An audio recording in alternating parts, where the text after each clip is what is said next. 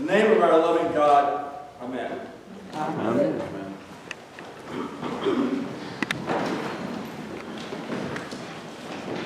Well, first I want to say Happy New Year, and in a moment I'm going to say what I mean by this Happy New Year. But I'm happy to be back with you this Sunday. I've played hooky for 2 Sundays. One Sunday, my wife and my children gave us a trip out to Greenport. They thought we should see all of Long Island, so we went out to a resort out there. It's a beautiful town.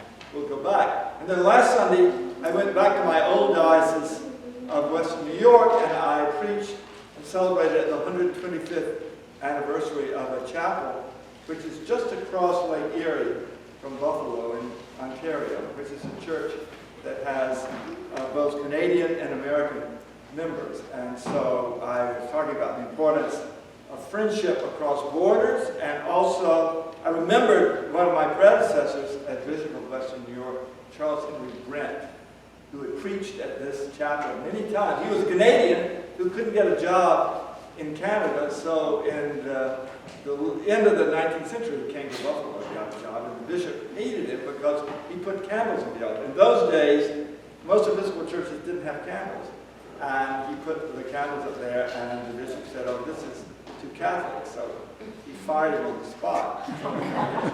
So he got his revenge by coming back as bishop.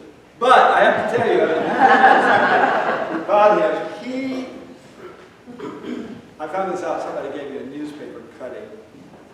In Niagara Falls, which is not very far from this chapel, he was arrested in 1923 because he T-boned a trolley car wearing his vestments. Because he was always late for meetings. And he was in Niagara Falls, he had to get to Buffalo. He didn't even take off his vestments to get to the meeting. And he thought, of course, he could go around the trolley car, avoid having to wait while it stopped, when it went by. And instead, he ran into it. So he was arrested. His picture was all over the Rust Belt in jail, and he had to pay a $10 fine to get out of jail. And he did. And he went on to help found the World Council of Churches. So he was a great man. So I love being there to talk about him. And going back to my old diocese reminded me how much I enjoy being with all of you, because I don't have to worry about any of the problems of the diocese. What the diocese bishop has to do. And, people were saying, "Oh, Bishop, what should we do about this?" And I said, "Don't ask me. Ask my successor." So it was a nice time. But I'm thinking about him being arrested for driving because I'm a terrible driver. Bishop Brent got more speeding tickets than any elected officials in New York State in the 1920s, because he was always late for his visitations, and the Irish cops wouldn't give him a break because he wasn't a Roman Catholic bishop. He was an Episcopal bishop. So I had to drive all the way to Buffalo, all the way to Philadelphia to be with our dear grandchild yesterday. And so now I'm back with you. And I didn't get any speeding tickets. So I'm happy about that and happy to be here. And I said Happy New Year because it's like the beginning of the New Year. School starts on Tuesday. And I told you in my other service that a lot of my life I was a college professor, seminary dean. My wife teaches at Columbia. So we return to where we live, right close to Columbia, and all the freshmen are coming in. It feels like the beginning of a new year. September always feels like the start of a year. So I'm saying again, Happy New Year as you go into these months. And this allows me, I guess, this is a sermon, so I can preach, I guess, about things. To say something about having seen my granddaughter yesterday, our duty as grandparents, our duty as parents. We have to encourage our children, I hope we're doing this, to do well in school academically, to do well in sports, to be on a team. But let us not neglect the spiritual values of our children. And as this new year begins again, to think about, are we teaching them about Jesus? Are we teaching them about our faith and bringing them to church? I'm so happy that my little granddaughter loves to read. I was reading to her. And she goes to church every Sunday. But there were no books about Jesus. So I got to do something about that. I got to get some things. Because we have to lay this foundation. We need to be worried about the spiritual growth of our families as well as the academic growth of our families and the economic growth of our families. I think it's important. As I was driving back from Philadelphia, of course I came over the New Jersey Turnpike. I've never heard anybody say they love the New Jersey Turnpike.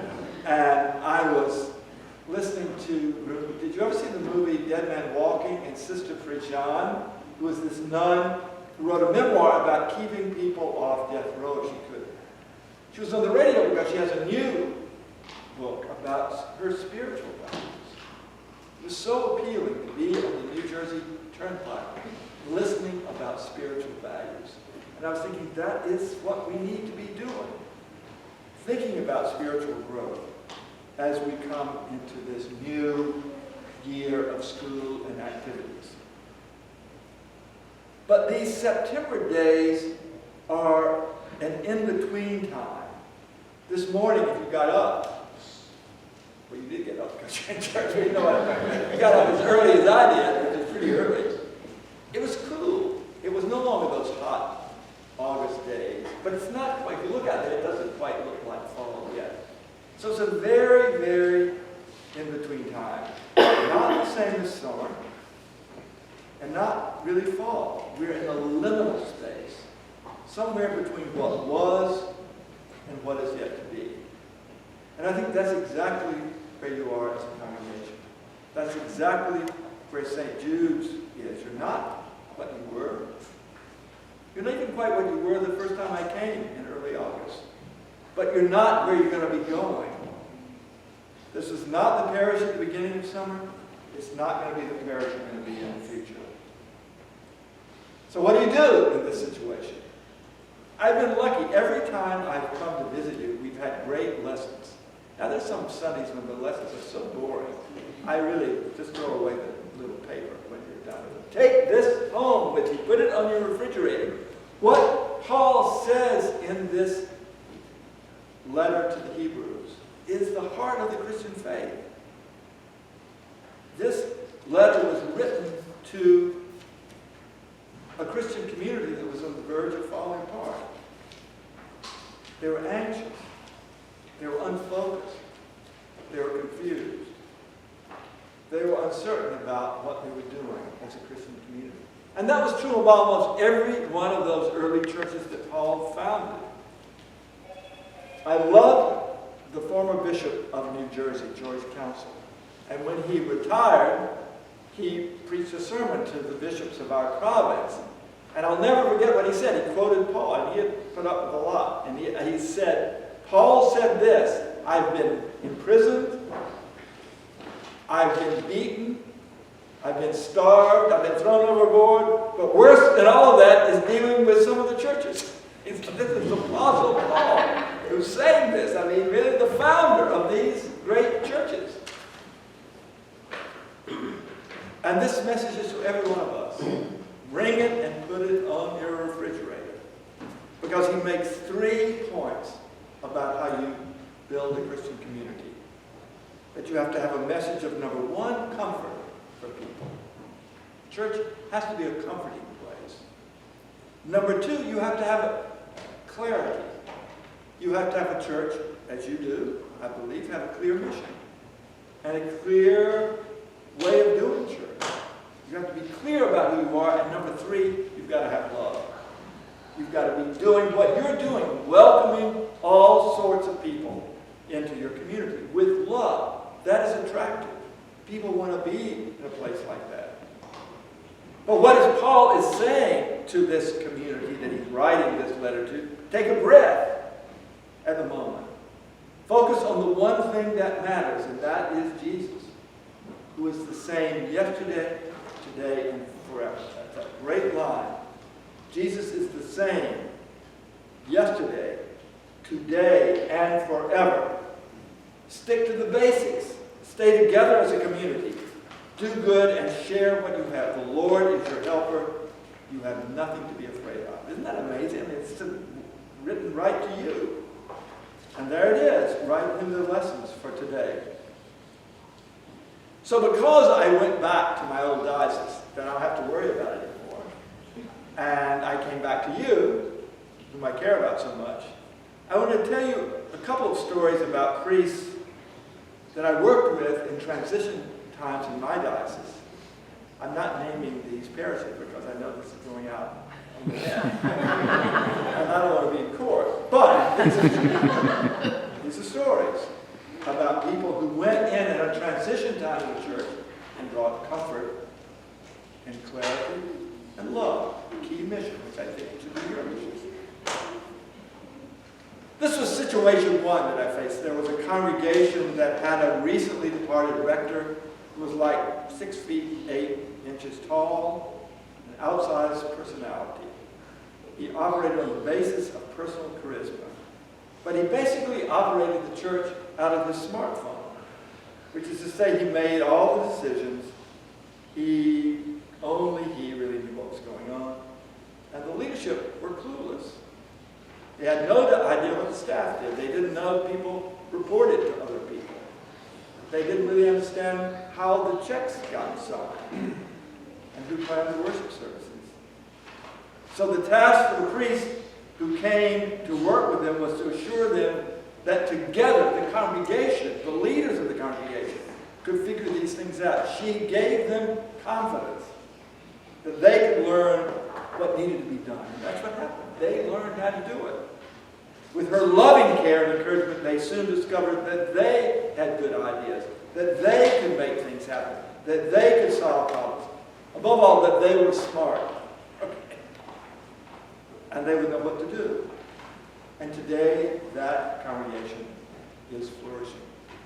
So transition time led to an even more flourishing future. The second church also had problems. There were some unhealthy behaviors. I think the number one was they had drinks hour before a vestry meetings, which I don't recommend to you. But you got to be thinking, okay. I won't go into greater detail. But there were a few people who made all the decisions. There were secrets. And they were haunted by the figure of a much beloved rector who had been there 27 years before. We're not 27 years ago now, you know. We have to be doing things in a new way. So I thought, oh my God, what are they going to do?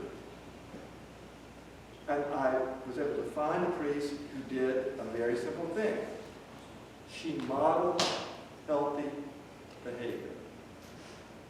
She showed them how a rector should behave. She showed them what a good parish, well-governed, should look like. She was a great teacher. She was a teacher. She talked about the subjects people had been afraid to talk about. She talked about unhealthy behaviors. But above all, she loved them. While she was doing all this, she loved the people. She maintained a high level of worship, music, and preaching, as you will do. 3 things the congregation had focused on, and she said we have to keep them up. But the greatest focus, again, was Jesus, her preaching, her teaching about Jesus Christ. So, 2 good stories. 1 bad story, not my diocese, not this diocese, but a story I was told where things didn't work so well. And this is a relationship which is just starting. And if you ever invite me back again sometime, I'll tell you in 4 or 5 months whether it worked or not. But this priest had taken on a temporary assignment, long-term supply work, in a parish where the previous rector had served for 31 years. Okay? And when she came to start her time, the senior warden gave her a tour of the premises, but there were 3 rooms that were locked. One had the parish records, one had the parish archives, one had the attendance list, and they were locked. And the priest said to the leaders of the congregation, I need the keys to those. And she was told, you don't need those keys. There's nothing in there you need to know about. You don't need to know about the numbers. You don't need to know about the money. You don't need to know basically what's happening in the history of this parish. So she said, okay, I'll focus on rearranging the furniture in my office. And the section came and helped her move a big freestanding cabinet. And as they started to move it, they discovered that the last time the room was painted, probably in the 1950s, no one had bothered to move the big cabinet, so there was kind of a 1950s hole there, big thing there, and a real hole there. They pulled it out, they saw there was a hole at the bottom, and inside that hole was a nest of snakes. Which, shall we say, were not at all happy about being disturbed. So those snakes came out, and so she was about ready to say, get me out of here. The snakes have been removed. The priest is still there. But now all she had to do was deal with one of the parish leaders who said, well, if you receive communion from a woman, it's not valid. So therefore, never do that. Go figure. And then another leader got up and said, at announcement time, nobody can talk about the church among themselves. They can only come and talk to the elected leaders of the parish about what's going on in the church. Keep your mouth shut. Don't participate in what we're doing in the life. Now, I know enough about you that you're not doing any of that. You are talking. People are engaged. People are involved in what's going on. You've opened the doors and gotten rid of the snakes, okay? I think that is a good beginning of what your future will be like. But I've said to this priest, who's asked me what she should do, I said, focus on Jesus, focus on keeping people together, and above all, remember that the Lord is your helper as you face these. So stay tuned. In 6 months, I'll tell you again what's happening. So welcome to this in-between time as you make a transition from summer to fall, from what has been at St. Jude's to what will be. From an uncertain time to a time of growth and discovery. When everything else seems to be changing around you, remember that Jesus Christ is the same yesterday and today and forever. And remember what Paul said to that congregation in the letter to the Hebrews. The Lord is your helper. That's really what I want to leave with you. Be not afraid. The Lord is your helper. What can anyone do to you? In the name of our loving God, amen. Amen.